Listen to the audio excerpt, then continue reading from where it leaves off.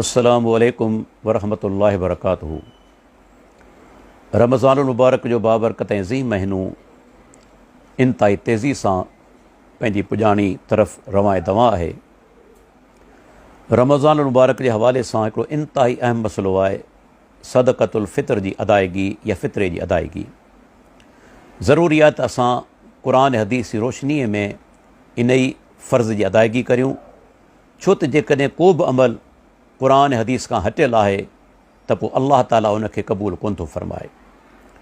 सदक़े फ़ितर जे हवाले सां सभ खां पहिरीं ॻाल्हि त अल्लाह जे प्यारे पैगम्बर इनखे फ़र्ज़ु करार ॾिनो आहे। जी हदीस जे अंदरि अल्फाज़ मौजूदु आहिनि, फ़र्ज़ रसूलुल्लाह सल्लल्लाहु अलैहि वसल्लम ज़कातुल फ़ितर। अल्लाह जे प्यारे पैगम्बर ज़कातुल फ़ितर या सदक़तुल फ़ितर या फ़ितरे खे फ़र्ज़ु करार ॾिनो आहे। तंहिंजे करे इमाम इब्नुल मुंज़िर चवे थो, इन ई ॻाल्हि ते इजमा आहे त फ़ितरो फ़र्ज़ु आहे। इमाम शाफ़ी, इमाम मालिक, इमाम अहमद बिन हंबल इहे बि चवनि था त फ़ितरे जी अदायगी मुसलमाननि ते फ़र्ज़ु आहे। हाणे केरु फ़ितरो अदा कंदो? पाण सुगुरा फ़रमाइनि था, हदीस आहे सही बुख़ारी जी, आज़ाद ते बि फ़ितरो फ़र्ज़ु आहे। बानू, मर्द, औरत, नंढो वॾो, मुसलमाननि मञा। ग़ैर मुस्लिम ते इहा शइ फ़र्ज़ु कोन्हे। मुसलमाननि मञा आज़ादु हुजे, बानू हुजे, मर्द, औरत, नंढो या वॾो, उन्हनि ते ज़कातुल फ़ितर या सदक़तुल फ़ितर जेको सो माना फ़र्ज़ु आहे। हत्ता कि इमाम अहमद बिन हंबल रहमतुल्लाह अलैह चवे थो, जेकॾहिं का औरत हमल सां आहे त मुस्तहब आहे त उन ॿार जो फ़ितरो अदा कयो वञे, अगरचे वाजिबु कोन्हे। कहिड़े वक़्तु अदा कजे?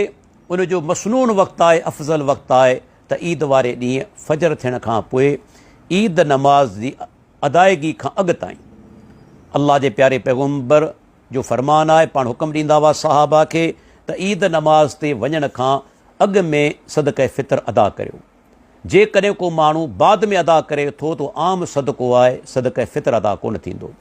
अलबत्ता उलमा सैयदना अब्दुल्ला बिन उमर जे हिकिड़ी माना रिवायत मञा इस्तदलाल कयो आहे त हिकु या ॿ ॾींहं बि जेकॾहिं अॻु में अदा करे त इहो जाइज़ आहे, पर हिन में को शक कोन्हे त अफ़ज़ल वक़्तु इहो आहे त ईद नमाज़ ते वञण खां अॻु में असां सदक़े फ़ितर अदा करियूं। हाणे सदक़े फ़ितर जे अंदरि अदा छा करिणो आहे? अल्लाह जे प्यारे पैगम्बर जो फ़रमान मौजूदु आहे त तआम जेको आहे उन जो हिकु सा अदा कयो वञे। जीअं खजूर आहे या अहिड़े नमूने सां जव आहिनि, उन जो हिकु सा अदा कयो वञे। हाणे सा मापो आहे, तोर कोन्हे। हीउ हिकु बर्तन आहे।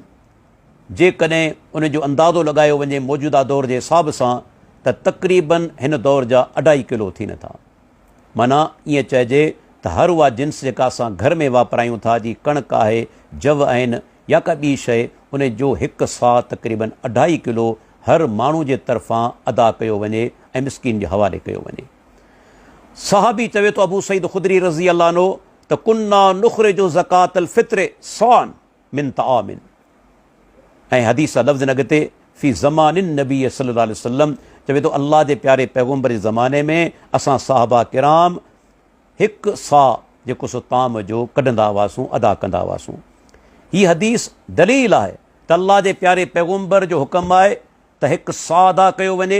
साहबा किराम बि सा अदा कंदा हुआ ऐं किथे को सबूत कोन्हे अल्लाह जे प्यारे पैगम्बर खां या साहबा किराम खां त उन्हनि क़ीमत अदा कई हुजे।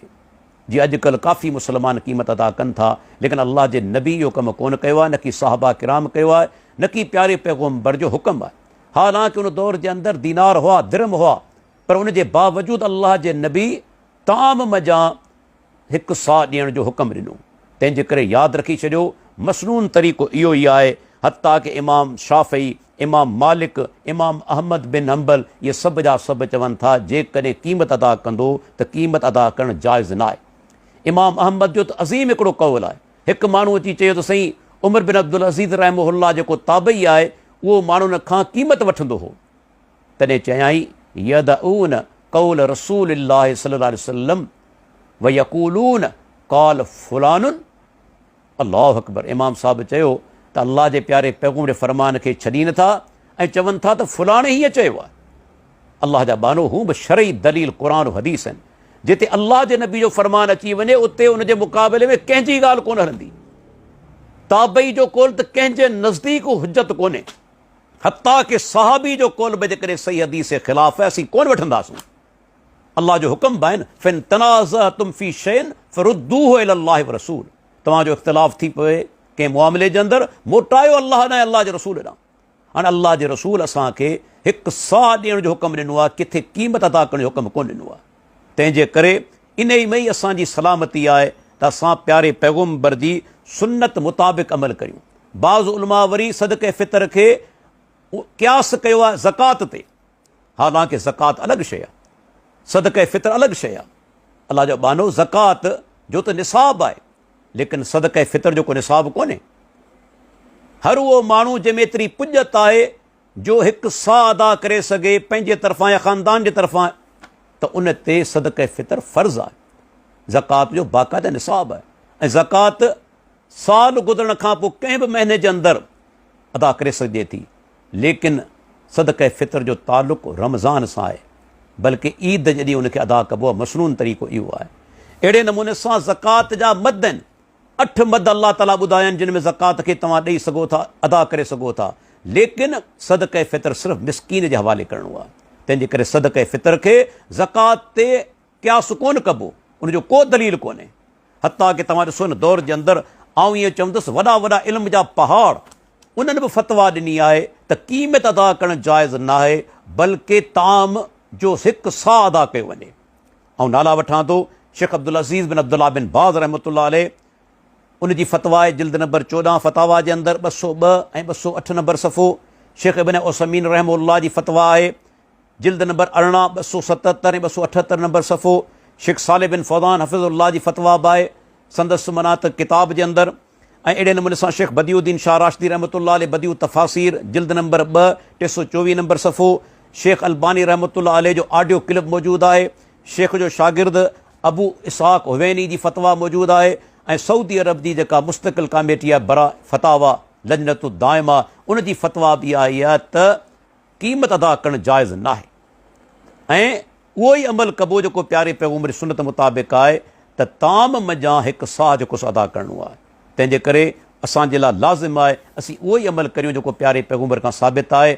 अल्लाह ताला खां दुआ आहे अल्लाह ताला असांखे क़ुर हदीस अमल करण जी तौफ़ीक़ अता फ़रमाए। वाख़िरु दावाना अनिल हम्दुलिल्लाहि रब्बिल आलमीन।